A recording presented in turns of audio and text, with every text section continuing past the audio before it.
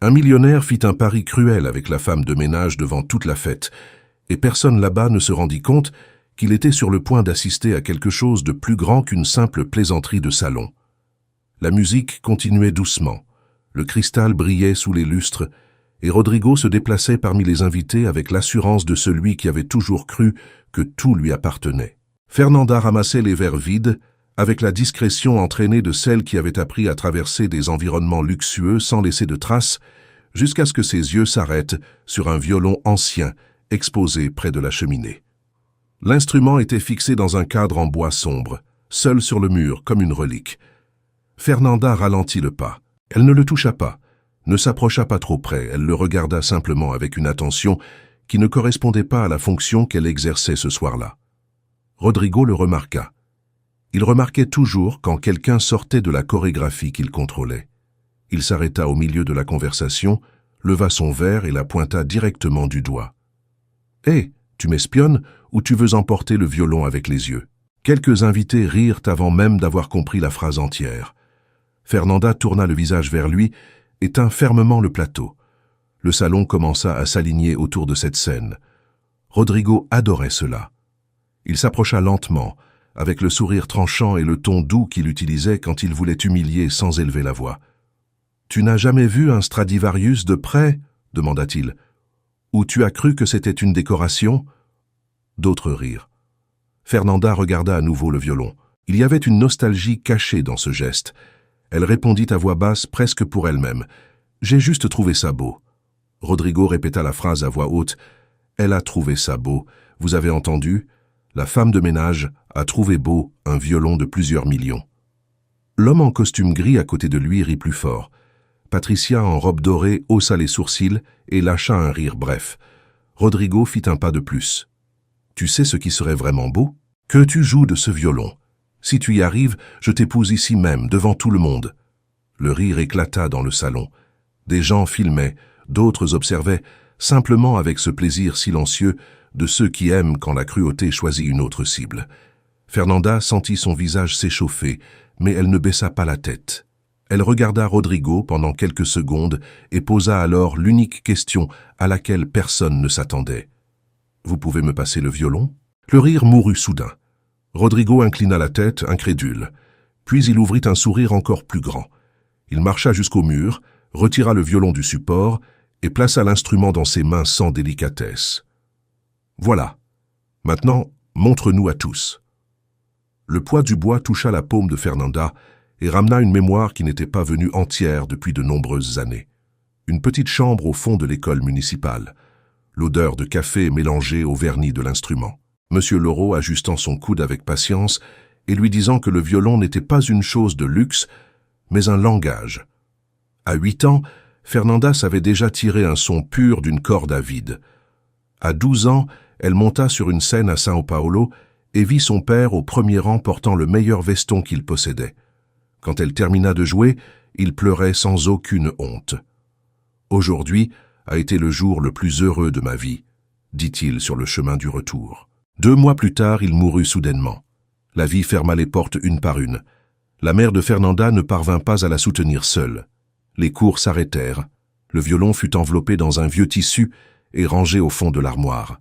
D'abord, elle promit que ce serait pour peu de temps. Ensuite, elle arrêta de promettre. À 15 ans, elle travaillait déjà. À 20 ans, elle nettoyait des maisons où personne ne savait que ses mains avaient un jour étudié des gammes et des sonates. À 30 ans, elle avait appris à survivre sans toucher cette partie de sa propre histoire. Maintenant, l'instrument revenait peser sur ses doigts avec une familiarité presque douloureuse. « Allez, joue !» dit Rodrigo. « Ou tu veux que j'appelle quelqu'un pour t'apprendre comment on le tient ?»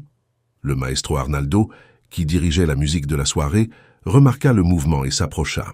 C'était un homme grand, aux cheveux gris, au regard sévère, et à la posture de celui qui avait passé des décennies à obéir à la discipline du son.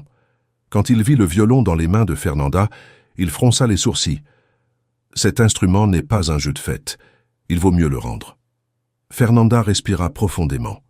Son corps commençait déjà à se souvenir avant que sa tête ne suive. Le menton chercha la position. La main gauche trouva le manche du violon. Les doigts, plus rugueux qu'ils ne l'avaient été un jour, hésitèrent une seconde. 15 ans pesaient là. 15 ans sans archet, sans répétition, sans professeur, sans courage. Rodrigo croisa les bras, satisfait. « Qu'est-ce que tu attends? Un miracle ?» Avant que Fernanda ne réponde, un serveur passa précipitamment et heurta son épaule. Le plateau qu'elle tenait encore tomba par terre. Les verres explosèrent sur le marbre en dizaines de morceaux brillants. Le bruit coupa l'attention du salon, mais personne ne bougea pour aider. Fernanda s'accroupit instinctivement, tenant toujours le violon, et commença à ramasser les éclats avec la main libre. Rodrigo observait d'en haut. Patricia échangea un regard amusé avec la femme à côté d'elle. Un téléphone continuait de filmer. La scène semblait résumer toute la vie de Fernanda. Même quand on l'humiliait, on continuait à attendre qu'elle nettoie la saleté avant tout. Quand elle se releva, le maestro Arnaldo se tenait devant elle, plus près qu'avant. Il y avait quelque chose de différent dans son expression. Ce n'était pas de la pitié, c'était de l'observation. Il avait vu la manière dont Fernanda avait tenu l'instrument au milieu du chaos. Ceux qui ne connaissaient pas le violon le tenaient avec peur. Ceux qui le connaissaient le tenaient avec respect. « Tu as déjà joué avant, n'est-ce pas ?» demanda-t-il à voix basse. « Ça il y a très longtemps, » répondit Fernanda. Rodrigo entendit et lâcha un rire bref. « Voilà, maintenant nous avons aussi un passé artistique. Ça devient de mieux en mieux. » Fernanda l'ignora. Elle regarda à nouveau le violon. Le salon disparut pendant un bref instant. Il n'y avait plus de lustre, plus de verres cassés, plus de robes chères, ni le sourire de Rodrigo. Seulement le bois sous son menton et la voix de son père traversant le temps comme s'il était encore à ses côtés. « Le violon n'oublie pas ceux qui l'ont aimé, ma fille. Il attend seulement que la personne se souvienne aussi. » Les mots revinrent avec une telle netteté qu'elle sentit presque la main de son père ajustant ses doigts. Elle ferma les yeux un instant. Quand elle les ouvrit, Rodrigo était toujours là, confiant, entouré de gens qui voulaient la voir échouer. Patricia souriait. L'homme en costume gris préparait son téléphone pour mieux filmer. Le maestro Arnaldo restait silencieux, attentif. Et Fernanda comprit en cette seconde que le pari de Rodrigo n'était pas seulement sur le fait de jouer ou non. C'était sur le fait de la repousser vers l'endroit invisible où elle avait vécu pendant des années. Elle leva lentement l'archet. La première note n'était pas encore sortie, mais quelque chose avait déjà changé dans le salon, parce que, pour la première fois de la soirée, Fernanda ne ressemblait plus à une employée acculée au milieu de la fête. Elle ressemblait à quelqu'un sur le point d'ouvrir une porte que tous ici avaient de passer leur vie entière sans se rendre compte qu'elle existait. Et, bien que personne ne le sache encore, c'était justement après cette respiration profonde que la soirée commencerait à échapper pour toujours aux mains de Rodrigo. La première note sortit basse, mais suffisamment ferme pour ne pas se perdre dans l'espace. Elle n'était pas parfaite, mais elle n'était pas faible non plus. C'était une note vivante. L'archet tremblait légèrement, non par incapacité, mais par un retrouvaille qui exigeait du courage. Le salon entier sembla retenir son souffle sans s'en rendre compte. Rodrigo inclina la tête, attendant l'erreur. Patricia croisa les bras, attendant le moment de rire. L'homme en costume gris approcha encore plus son téléphone. Fernanda respira à nouveau, cette fois plus profondément, et laissa naître le deuxième son. Les doigts commencèrent à trouver les positions avec une précision qui ne venait pas de la mémoire consciente, mais de quelque chose de plus ancien, de plus enraciné. Le corps se souvenait. Le bras ajusta le poids de l'archet. Le poignet se détendit. La troisième note vint plus propre. La quatrième avait déjà de l'intention. Le maestro Arnaldo plissa les yeux. Il connaissait ce genre de son. Ce n'était pas de la chance. Ce n'était pas de l'improvisation. C'était une technique endormie qui se réveillait peu à peu. Rodrigo souriait encore, mais il y avait une petite tension au coin de sa bouche. Il attendait que cela s'effondre en quelques secondes. Il attendait l'erreur évidente, le trébuchement embarrassant. Mais l'erreur ne venait pas. Au contraire, la musique commençait à se former. Fernanda ne regardait personne. Le salon avait disparu à nouveau. Le sol en marbre, les robes chères, les lumières, tout devint lointain. À la place, vint la scène d'il y a des années. Vint le bois du petit auditorium. Vint la silhouette de son père assis au premier rang. Elle n'avait pas besoin de le voir avec les yeux. Il était là. Elle avança dans la phrase musicale avec plus de confiance. La transition entre les notes commença à gagner en fluidité.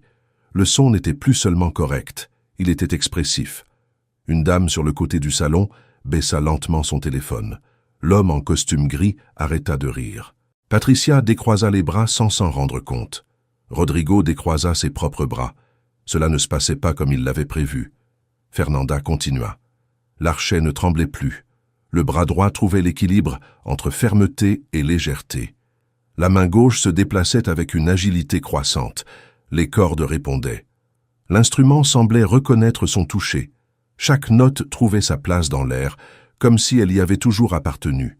Le maestro Arnaldo fit un pas en avant, attentif. Il connaissait ce morceau. Il reconnut le chemin que Fernanda était en train de choisir. Ce n'était pas une mélodie simple, ce n'était pas quelque chose de basique pour impressionner. C'était exigeant, c'était risqué. Elle n'essayait pas de prouver qu'elle savait jouer, elle jouait vraiment. Le silence dans le salon changea de nature. Avant, c'était l'attente d'un échec. Maintenant, c'était de l'attention. L'un des invités se leva discrètement, puis un autre. Non par politesse, mais par impulsion. Il se passait quelque chose qui ne correspondait pas à la position confortable de ceux qui regardèrent de loin. Rodrigo serra le verre dans sa main. Le sourire n'était plus naturel. Il regarda autour de lui et se rendit compte que les gens ne le regardaient plus. Cela ne lui arrivait jamais. Il essaya de reprendre le contrôle. « Ça suffit », dit-il en faisant un pas en avant. Fernanda ne s'arrêta pas. La musique continua, plus forte, plus claire, plus assurée. « J'ai dit ça suffit », répéta Rodrigo maintenant plus fort. Personne ne bougea pour l'aider. Le maestro Arnaldo leva légèrement la main, non pour interrompre, mais comme quelqu'un qui demande le silence à celui qui tente d'interrompre quelque chose de plus grand.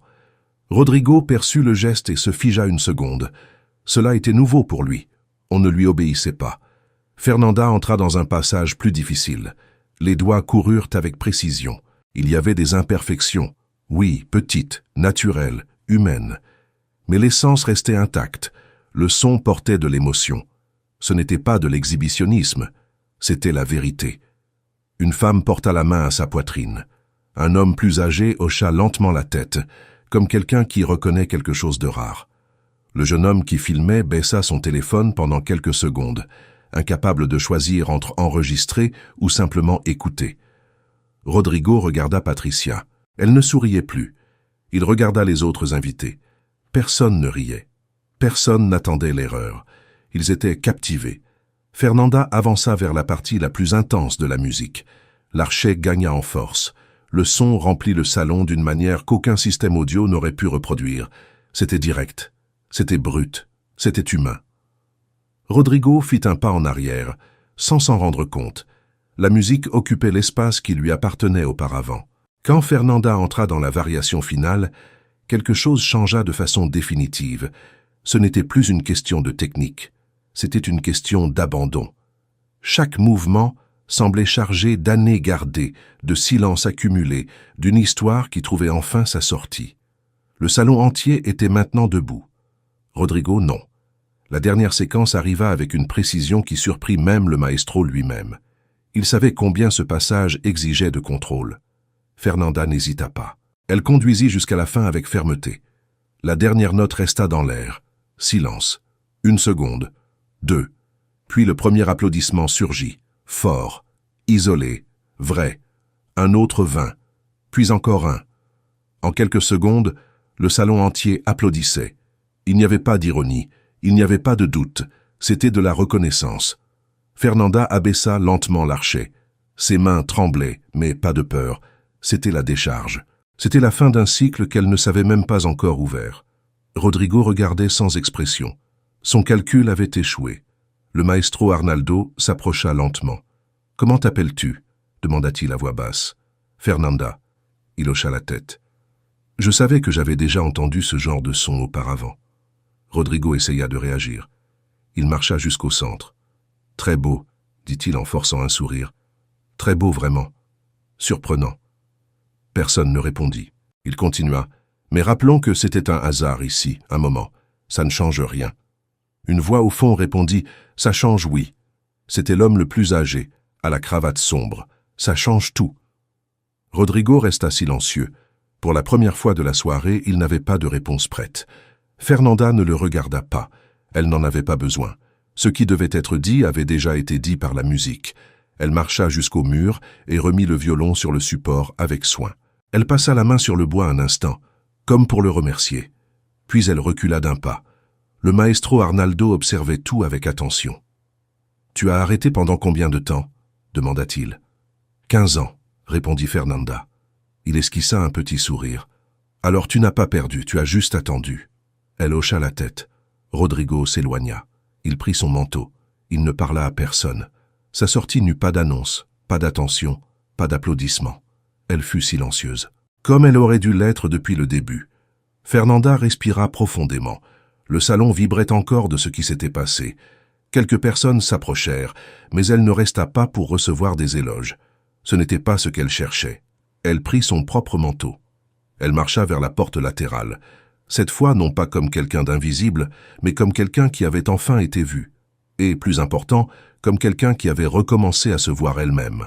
L'air de la nuit était plus froid quand Fernanda franchit le portail de la demeure, mais pour la première fois depuis de nombreuses années, elle ne sentit pas le poids habituel sur ses épaules.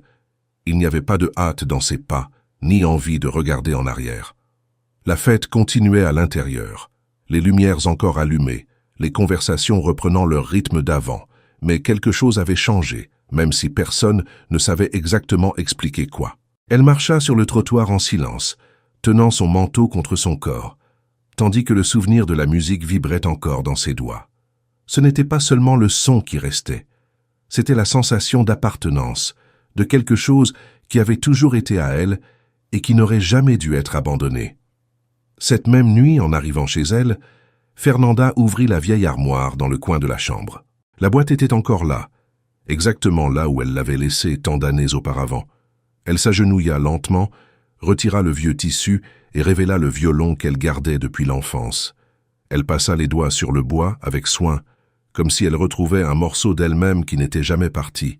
Elle s'assit sur le bord du lit, positionna l'instrument sur son épaule et, sans hâte, porta l'archet aux cordes.